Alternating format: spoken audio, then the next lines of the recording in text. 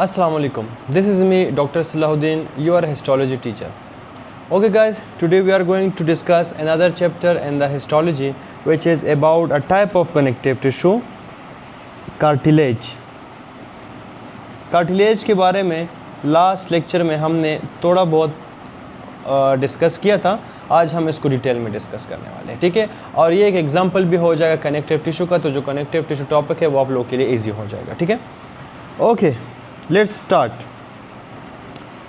Cartilage, it is a type of connective tissue, it is a type of it is a connective tissue, simple लिख सकते हैं, it is a connective tissue.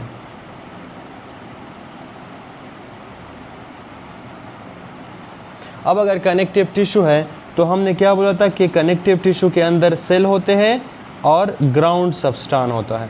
Ground substance यानी जो matrix होता है, sorry यहाँ पे matrix लिख देते हैं,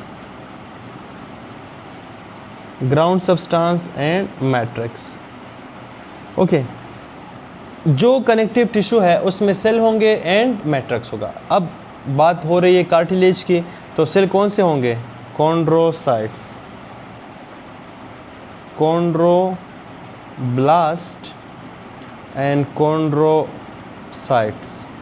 ओके, तो इसमें सेल होंगे। Okay, let's come toward the matrix. Matrix जो है इसमें हमारे पास दो चीज़ें होगी, एक को हम कहते हैं ग्राउंड सब्सटेंस और दूसरा क्या था? फाइबर। जिसने कनेक्टिव टिश्यू टॉपिक नहीं पढ़ा तो लास्ट टॉपिक देख के वहाँ पे हमने इस डिस्कस किया है कि कनेक्टिव टिश्यू में असल में होता क्या है। ओके, जो ग्राउंड सब्सटेंस है कार्टिलेज के लिए याद रखें, it is chondroitin sulphate, it is the ground substance for cartilage. और फाइबर्स कौन से होते हैं इसके अंदर? कोलेजन फाइबर होते हैं, हम ऑलरेडी डिस्कस कर चुके हैं, एंड इलास्टिक फाइबर्स होते हैं। दोनों के बारे में हमने डिटेल बात की है in the topic of connective tissue. तो ये फाइबर्स होते हैं। तो अब कार्टिलेज का स्ट्रक्चर तो क्लियर हो गया। कार्टिलेज में क्या होता है? कार्टिलेज में कॉन्ड्रोब्लास्ट, कॉन्ड्रोसाइट सेल्स होते हैं, और जो ग्राउंड सब्सटेंस है उसका कॉन्ड्रोइटिन सल्फेट है, और जो फाइबर्स है उसमें कोलेजन एंड इलास्टिक फाइबर मौजूद है। Clear up to this? Okay, good. Next, जो कार्टिलेज है we have a different types of cartilage.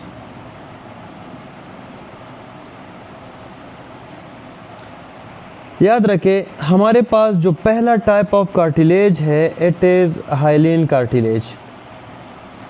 जो लास्ट टॉपिक है उसमें हाइलिन कार्टिलेज के बारे में हमने बात की थी लेकिन डिस्कस नहीं किया था। यहाँ पे हम डिस्कस करेंगे इसको, हाइलिन कार्टिलेज, इसलिए मैंने वहाँ पे छोड़ा था। हाइलिन कार्टिलेज, याद रखें इसके अंदर मेनली कार्टिलेज है, तो सेल्स कौन से प्रेजेंट होंगे? कॉन्ड्रोसाइट्स। सेल्स कौन से होंगे? कॉन्ड्रोसाइट, क्योंकि ये कार्टिलेज है। अब इसमें जो मेन पार्ट है, जो मेन पॉइंट है वो क्या है कि जो कॉन्ड्रोसाइट्स होते हैं हाइलिन कार्टिलेज के अंदर वो हमारे पास फाउंड इन ग्रुप्स फॉर्म। कैसे होते हैं? ग्रुप्स फॉर्म में होते हैं, ठीक है। मैं डायग्राम डिस्कस करूंगा फिर उसमें आप लोगों को क्लियर हो जाएगा, ठीक है। कौन से फॉर्म में होते हैं? ग्रुप्स में होते हैं। इसके अंदर जो मैट्रिक्स होता है, मैट्रिक्स ये हमारे पास ग्लॉसी होता है, ग्लास लाइक, शीशे की तरह, ठीक है। और अगर आप देखें इट अपीयर्स एम्प्टी। समझ आ रही मेरी बात? जो हाइलिन कार्टिलेज है, हमने क्या कहा अभी कि कार्टिलेज क्या है? उसमें कॉन्ड्रोसाइट्स होंगे, उसमें ग्राउंड सब्सटेंस होंगे, जिसमें और फाइबर्स होंगे, ठीक है, इलास्टिक फाइबर या कोलेजन फाइबर होंगे। अब यहाँ पे देखिए हाइलिन कार्टिलेज को हमने उठाया, जो कार्टिलेज का एक टाइप है उसको हमने रखा माइक्रोस्कोप के नीचे। वहाँ पे देखा तो हमें कॉन्ड्रोसाइट्स मिले हैं in the form of groups, ठीक है। जब हमने इसकी शक्ल को देखा तो इट्स लुक लाइक ग्लासी शक्ल, लेकिन ये सेल तो नज़र आते हैं ग्रुप सेल, लेकिन इसके अंदर हमें और कुछ नज़र नहीं आता। लेकिन फॉर एग्जांपल मैं ड्रॉ करता हूँ, it is a hyaline cartilage.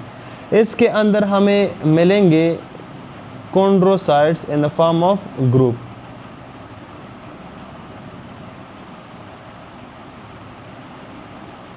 In the form of groups. लेकिन इसका जो मैट्रिक्स है, मैट्रिक्स यहाँ पे मैं ड्रॉ करूँगा कलर्स में, लेकिन सिर्फ आपको समझाने के, ये हमें एम्प्टी नज़र आता है, ठीक है। अब क्वेश्चन ये है कि सर ये एम्प्टी क्यों, क्योंकि इसके अंदर तो फाइबर्स है, कोलेजन इलास्टिक फाइबर है, तो ये हमें क्या एम्प्टी क्यों नज़र आता है। तो याद रखें रिफ्रैक्टिव इंडेक्स की वजह से, ठीक है, क्योंकि जो रिफ्रैक्टिव इंडेक्स है वो हमारे पास कोलेजन फाइबर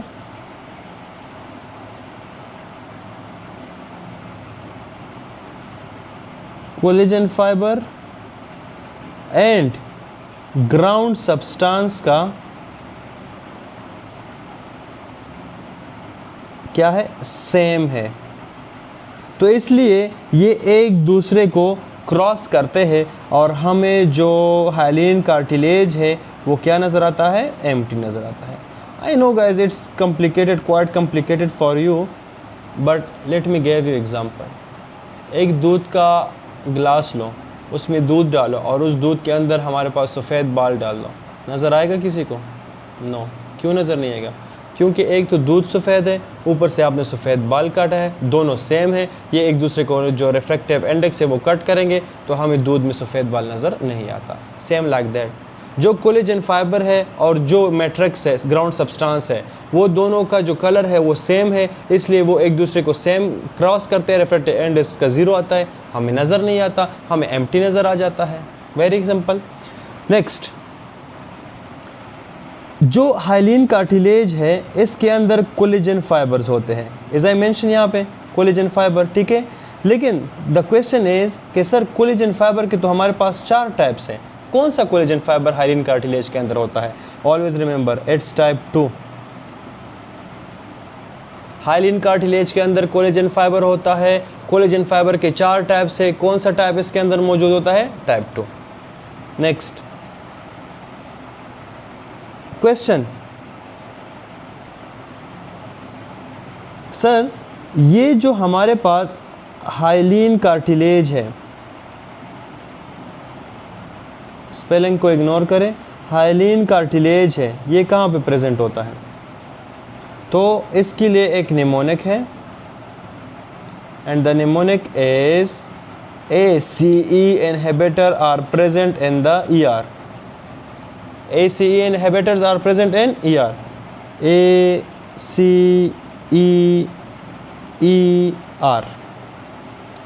अब let's fill the gaps. A से आर्टिकुलर कार्टिलेज, जितने भी आर्टिकुलर कार्टिलेज है वहाँ पे हमारे पास क्या प्रेजेंट होता है? Hyaline cartilage. सी से कॉस्टल कार्टिलेज, ई से एपिफाइसल कार्टिलेज। अब एपिफाइसल कैसे कहते हैं, कॉस्टल कैसे कहते हैं, सब हम एनाटॉमी में डिस्कस करेंगे। ई से एम्ब्रियोनिक कार्टिलेज और आर से रेस्पिरेटरी कार्टिलेज। इन सब कार्टिलेज में, ये बॉडी में जहाँ जहाँ आपको ये कार्टिलेज नज़र आएंगे, it will be hyaline cartilage. और उसमें कौन से कोलेजन फाइबर होते हैं? टाइप 2 कोलेजन फाइबर होते हैं। Clear up to this? Okay, एक चीज़, जो हाइलिन कार्टिलेज है, हाइलिन कार्टिलेज याद रखिए, इसके अंदर हमारे पास आउटर कवरिंग होती है और उस आउटर कवरिंग को हम कहते हैं पेरिकॉन्ड्रियम। क्लियर? तो पेरिकॉन्ड्रियम भी आप लोगों ने सीख ली। I think so, it's simple. If you have any question, please write it in the comment section. Next, we have another type of cartilage. First is hyaline cartilage. The second type of cartilage is not hyaline again. It is elastic cartilage. समझ आ रही है बात? Elastic cartilage.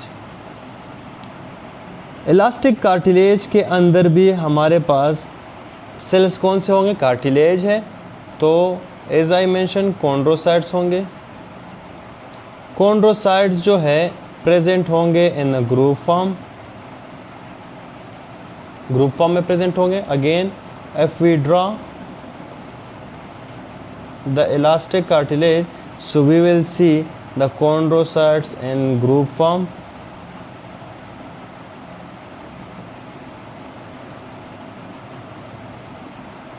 Group form में आपको नज़र आएंगे। Next, इसके अंदर हमारे पास प्रेजेंट होते इलास्टिक कार्टिलेज है तो ऑब्वियसली फाइबर क्या होंगे, इलास्टिक फाइबर्स होंगे, ठीक है।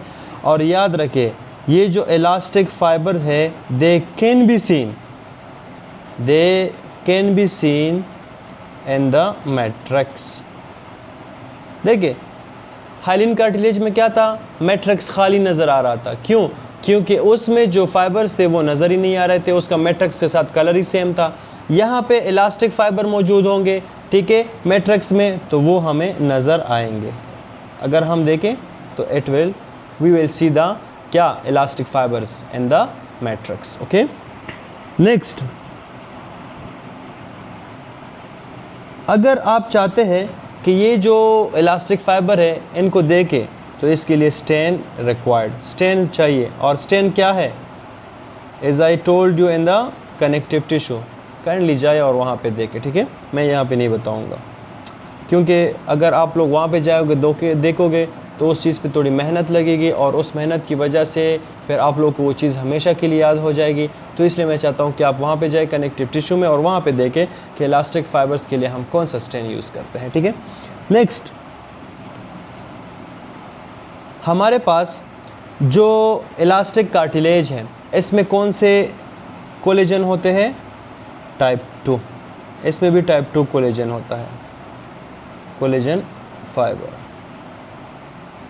ओके। और इसमें भी पेरिकॉन्ड्रियम प्रेजेंट होता है,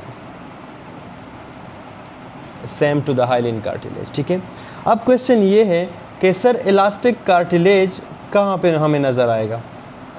जिस तरह के हाइलिन कार्टिलेज के बारे में हमने बात की है कि ACE inhibitors are present in the ER, ACE-ER, ठीक है, उन जगहों पे प्रेजेंट है। तो हमारे पास इलास्टिक कार्टिलेज कहाँ पे प्रेजेंट है, तो याद रखिए अस्टेशियन ट्यूब में, eustachian tube.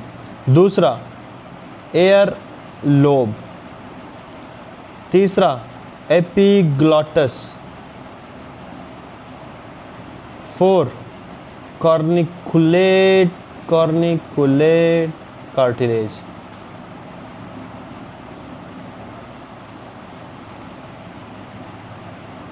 Apex of arytenoid and last cuneiform cartilage. इन जगहों पे आप लोगों को जो कार्टिलेज नज़र आता है वो कौन सा कार्टिलेज होता है, इलास्टिक कार्टिलेज होता है। Clear up to this, I think so it's clear. इसमें कोई क्वेश्चन हो तो you can ask. Next, we have a third type of cartilage and the third type of cartilage is known as white fibrous cartilage, white fibrous cartilage, ठीक है। अब obviously guys as I mentioned in previous 2 cells होंगे chondrocytes इसमें, क्योंकि ये है cartilage. लेकिन ये जो कॉन्ड्रोसाइट्स है दे आर अरेंज्ड इन रो, ये रो फॉर्म में अरेंज होते हैं। Let me draw one white fibrous cartilage for you and the chondrocytes are in a row form, not in a group form, in a row form, ठीक है। Next, इसके अंदर हमारे पास कोलेजन बंडल्स होते हैं, कोलेजन फाइबर्स। और याद रखिए पहले दो हाइलिन एंड इलास्टिक में कौन से कोलेजन थे, टाइप 2, लेकिन वाइट फाइब्रस कार्टिलेज में टाइप 1। और याद रखिए जब कभी भी दो चीज़ों में सेम आता है उसके बारे में कभी भी कोई आपसे सवाल नहीं पूछता। अब वो कभी भी आपसे नहीं पूछते कि कौन से टाइप ऑफ कार्टिलेज के अंदर हमारे पास टाइप 2 कोलेजन। अब 2 आंसर आते हैं तो दोनों नहीं, हाँ 2 आएंगे तो फिर A B ऑप्शन भी आएगा। अक्सर वो पूछते हैं ऐसी चीज़ जो एक्सेप्शन होती है। अब वाइट फाइब्रस, इसमें टाइप 1 आता है, बाकी 2 में टाइप 2 आता है, तो इन चीज़ों के बारे में वो अक्सर पूछते हैं। तो remember, white fibrous cartilage contain type 1 collagen. Next, इसके अंदर जो वाइट फाइब्रस कार्टिलेज है, outer most layer perichondrium is absent. Hyaline and elastic में पेरिकॉन्ड्रियम मौजूद था, लेकिन वाइट फाइब्रस में पेरिकॉन्ड्रियम एब्सेंट होता है। ठीक है, अब क्वेश्चन ये है कि ये जो वाइट फाइब्रस कार्टिलेज है ये कहाँ पे प्रेजेंट होता है? निमोनिक है मेगी, MAGI, M से आता है मेनिस्कस, A से आता है आर्टिकुलर डिस्क, G से आता है ग्लिनोइडल लेब्रम,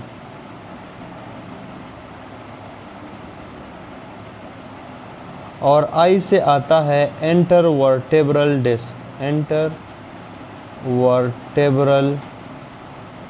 डिस्क। तो इन जगहों पे आपको मिलेगा क्या? The third form of the cartilage which is a white fibrous cartilage. Clear up to this? So this was all about the chapter cartilage. Hopefully जो मोटी मोटी चीज़ें हैं वो हमने डिस्कस कर लिया है, क्योंकि जो MBBS लेवल है उसमें इतना ही नॉलेज काफ़ी होता है। ठीक है, आगे फिर आप लोगों ने अगर और पढ़ना है तो फिर उसमें मज़ीद आप अंदर जा सकते हैं, इनमें डिटेल से पढ़ सकते हैं, लेकिन जो बैचलर लेवल है उस तक इतना ही काफ़ी है। Okay guys, see you in the next chapter. तब तक के लिए अल्लाह हाफ़िज़।